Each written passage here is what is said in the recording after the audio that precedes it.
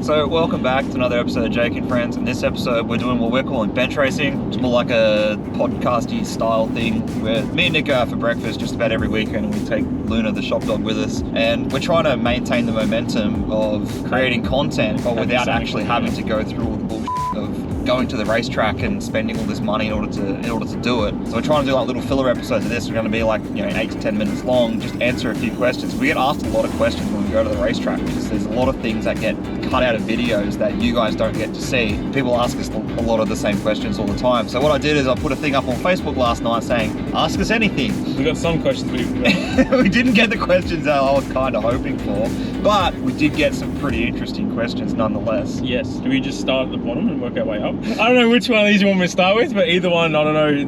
They're all shit.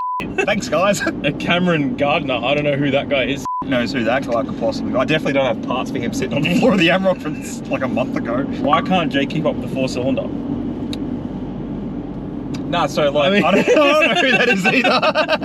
And when's the Godzilla swap start? I mean... So I'd say it's not so much I can't keep up with the 4-cylinder, it's that the 4-cylinder weighs 500 pounds less and makes very similar power. It's I can't keep up with the car, not the engine. Because if we're going to start comparing engines, mine doesn't get ripped apart every race meet. Well, yeah. Yeah, this really edited out process every time we seem to do a Jake and Friends video of, oh, Nick's car's constantly running. No, it's not constantly. It gets pulled apart a lot. Like right now, I don't have a running car. Like 2 weeks out from a race meet, my car needs a wash. I need to go pick up my tyres this morning. Not 2 weeks out. Today is Saturday morning. We're supposed to be testing in Sydney on Friday. Friday? No, the next Friday. We're less than 13 days from when we're on the track. Yeah, exactly. Let alone... You still don't have a running car? Or, yeah, I've got a fresh built engine, fresh built gearbox, fresh built converter, and it's not running. The testing's going to be really interesting for Nick. Basically, the short and the long of it is I got a lighter car, which makes things way easier for me. The biggest thing I f***ed up from the get-go was I started a build without an end goal. So had we have known we were going to push my car this far, I probably wouldn't have done a Crusader because it, honest to God, makes no f***ing sense. But Nick started his Fox body build in the correct chassis with the correct rear end from the start. The whole idea of it was like, let's get this running gear that for lack of a better word, works. Yeah. And let's put it inside something that's a lot smaller and a lot lighter, with less setup time. Basically, I got to the crossroads where Jake was with the Crusader 12 months ago, where he was done with the rear end and needed to change the rear end to make it go any faster. So he decided to change the rear end to make it go faster. I just decided to change the car. Before Danny gets on here and criticises me and asks me why it's not faster, it's because my wallet. I'm about to have a third kid, man. I can't afford to go any faster. Yeah, so that's a good segue into the when's the Godzilla swap start. Oh yeah, I'm about to have a third kid. It's not really a secret that I'm probably, if this 2J, when it goes away, you good, mate? I'm probably not going to put another 6-cylinder in that car. But at the moment, I can't afford much. This is really like we're just trying to see through the Kenda series on this engine and setup that I got at the moment. Probably going to do an all-in pass at some point just to see what it does. At the moment, the car's running pretty consistent 550s, and where I'm at the pointy end of that field, I just need to be better at it. My car's set up perfectly to run 5.500s, but there's something wrong with the thing between the steering wheel and the seat has a problem, and that's where everything comes unstuck. V8 later, I think is the point there. Fingers for nipple or nipples for fingers? I feel like fingers for nipples would be better, because then I could point at things without wasting my hands. Okay. Yeah, I feel like nipples for fingers is a bit of a wasted opportunity. Hang on a second. You go on, the oncoming traffic's not going to look at you weird at all. No, it's cool, man, it's cool. And just be like, you could just drive around and be like, hey, it's a full moon. Whereas, like, if you had these little nubs, like, what am I going to do with these? That's what I mean. Yeah. Anyway, I'm more just like grabbing at things like pincers, like a prawn. You know? Imagine Chinese finger trapping yourself. Brad Palmer, don't never heard of that guy. What's your go-to mac and cheese recipe? So I actually love cooking. Yeah, I know you do. I've never actually made a mac and cheese before, but it would be like a cheese sauce from a lasagna, probably with some sharper cheese in it. I just get a really good, bechamel cheese sauce and just some pasta, man. Like, it's mac and cheese. It's pretty uneventful. Well, I'm lazy as shit. I just go to Sugar Creek Smokehouse. Oh yeah, their mac and cheese is good. Yep, and it requires 0 effort. Darius. Darius with an oddly personal question. Yeah, it's very specific. This one is definitely pointed towards Jake. If you lost races, but the footage to prove them disappeared, would you be honest about the results? I think that if I truly lost a race, there would be evidence. Well, I mean, look, let's be real. At this point, we're always filming. Yeah, I mean, like, that was back in 2019, I believe. Darius had a white Crusader, and I obviously had my silver one, and him and I were basically just taking one step forward each. We're just going like this for a really long time there, and we went to just about every rolls for a year, and it was always just this constant pissing contest between him and I. And yeah, I just think that if he ever beat me, which he clearly didn't because there's no proof of it, I reckon there would have been a little bit more evidence. Yeah. So what happened with that, there was a camera that Darius claims had evidence on it, and he took it out in the ocean and threw it in the ocean by accident. That sounds like sabotage. It sounds like he intentionally destroyed the evidence of... It sounds like he didn't want anyone to get knowledge of what's happened. I reckon I would have taken a little bit more care of that camera had I have thought there was some incriminating footage on it. What is your 9 to 5? Simon Nicholson, both of you. What is your 9 to 5? For Jake, how does the missus handle all the female attention you get from owning a Crusader? Also, that got the most laugh reacts out of everyone else. I know why they got the most laugh reacts. First of all, 9 to 5 thing, pretty boring. Nick and I, mechanics, that's our background, that's where we come from. We were dealership mechanics. That's, yeah. You know, that's how I know Nick. That's how I know Aaron. Like, we were all at one point. It's how we can work on our own cars. Yeah, that's what gives us the ability to get through a lot of little tiny things. We're not having to wait on workshops to do shit. Like, these cars are built in our garages at home. Like, there's nothing. There's only really specific things that are built outside of our garages, which is, you know, things like fabrication, spot on, and yeah, like paint and shit like that, paint shooting. That sort of stuff we can't do. But when it comes to mechanical stuff, yeah, that's us. Now, the other half of that question... We already discussed that Jake has a third kid on the way, which that just points out, that just proves the point that, you know, his missus traps him in and he can't pull out. Basically, that's what we're trying to say. Yeah, that too. But with the exception of a couple of girls that are friends or friends of my wife's and stuff like that, that obviously love the car. But aside from that, that car pulls more blokes than William Powerfish. Like, that guy needs a Crusader in his life. Yeah, like, I get more blokes wanting to jump in that car and jerk me off than I do thing, like right? any other sex. That's the thing, right? So like when you build a fast car, you're like, oh man, like you have the picture, the Fast and Furious picture in your brain of like you pulling up on your hotted up race car and all the bitches are like, oh my god, you're so hot. Nah, it's all these blokes are like, bro, that's sick, and you're just like, has the whole world gone insane? Or you have the other bloke saying, oh bro, I would have built that different. If you want to attract girls with cars, what you need is like a S13. It doesn't even need to be one color. Oh, we've been through this. Yeah. And you need a Silvia or a Skyline, or you need something that that has a small turbo. Smallish turbo, so like a GDX 30 that comes on boost like 2000 RPM and flutters. And once you get beyond that and you get to our level and you're making like thousands of horsepower and upwards, the women no longer care because you can't make the cool noises at low RPM. Yeah. But when you roll into a car meet with front runners and radials on the back of it, man, the blokes just swarm to it like flies to shit. We're about to pull up. The dog knows where she is. The dog knows we're going for brekkie. Alright, so we've eaten. So stop for brekkie. Haven't we, Loons? See? So the next question was, Trent Fiddler, if you get pulled over during a drag and drive event, how good or bad of a day are you going to have? The answer to that's pretty simple. Depends on how good or bad the policeman is when he pulls you over. I don't know how the local police feel about the drag and drive events that we've been doing, but we've had them drive past and not hassle us before. I think the last 2 events we've done, they've come past and not said a thing or done anything. The drag and drive events that we predominantly do are the ones up here, which are the Road Trip Drag Challenge. From what I understand, Mick is in communication with the police about what we're doing. Obviously, most of the cars, or some of the cars that are there... Definitely not the cars we take. We wouldn't take... No, but obviously some of the cars there aren't 100% abiding by the legalities, things like roll cages and stuff like that. But I believe it's more of a, if you don't be a dick on the road, then they don't care. That's generally why you won't see...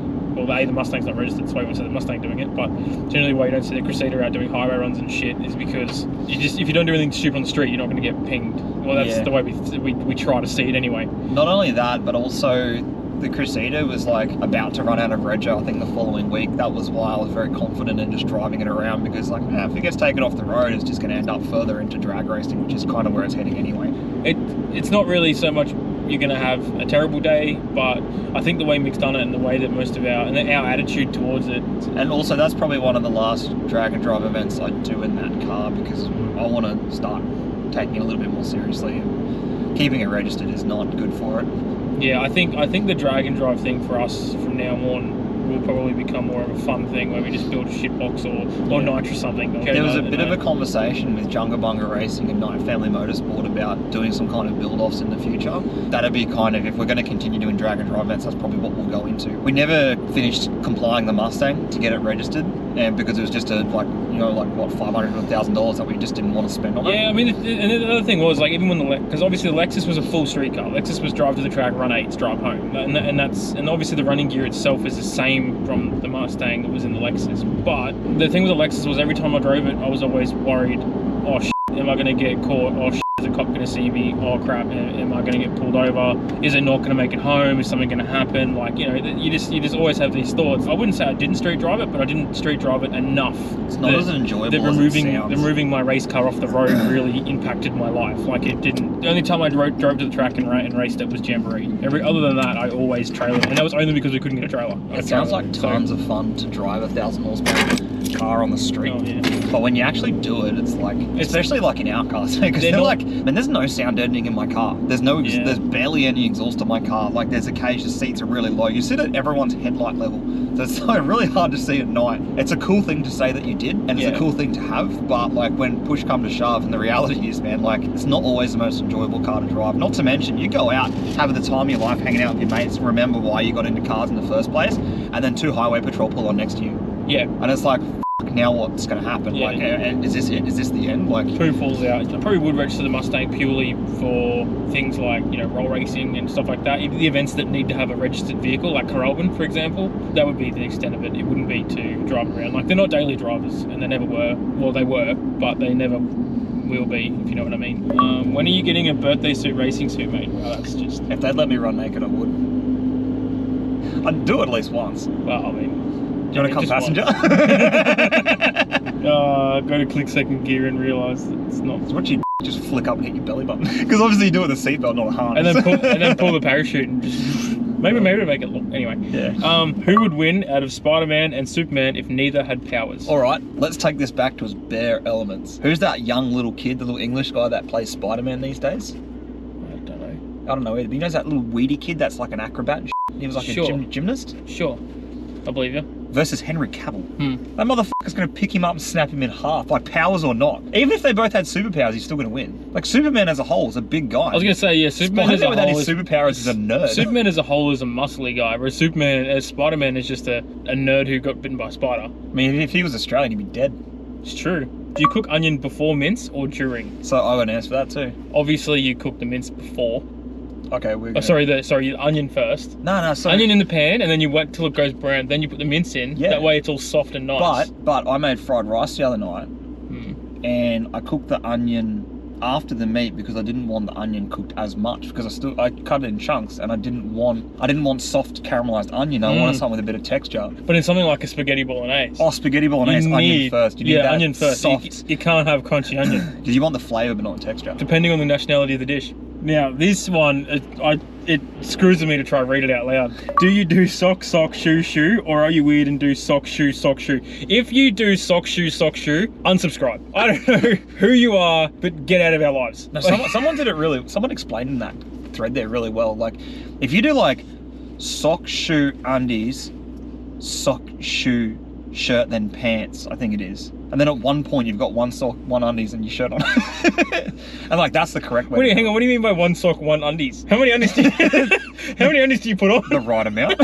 However many everyone else is wearing. It's the same argument as if you are completely naked but wearing shoes, you feel more naked than if you are completely naked. Yeah, if you sock shoe, I feel like my other foot would feel more naked. Nah, that's just not okay. No.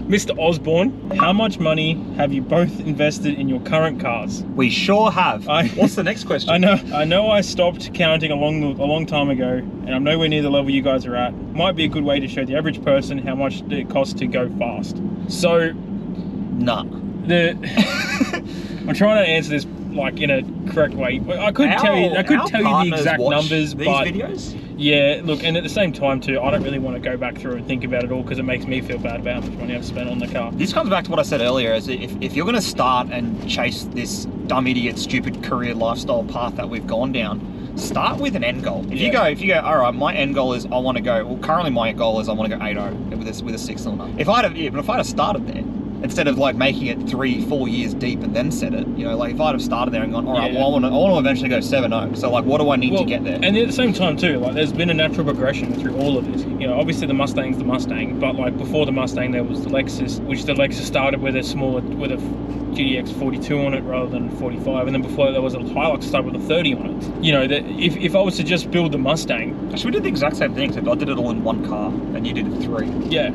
So if I was just to build the Mustang, it would be cheaper than my total investment over the last 10 years or 5 years or however long. Only advice I would give to someone in that recommendation is pick an end goal, pick where you want to be, and aim for that. But even if you want to do it like progressively, it's still fine. You just need to know when to stop. No, it's worse than a drug addiction in my opinion, because you're always chasing the dragon. You never stop. It always goes, hey, that was cool. Let's go a bit faster. Hey, that was cool. Let's go a bit faster. And it never ends. If you wanted to have a teched drag car, like we both have, you're gonna spend 10 on fab work, cage, tech stuff.